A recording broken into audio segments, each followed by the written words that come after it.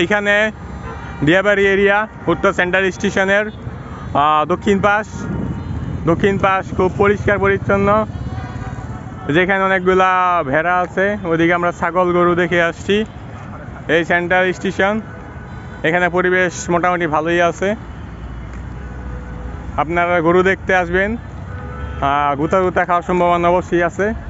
আর side লাগলে বলবেন শুধু, ওই গরু পিছনে গরু, দেখবেন সাইড দিয়ে দিবে। ধন্যবাদ।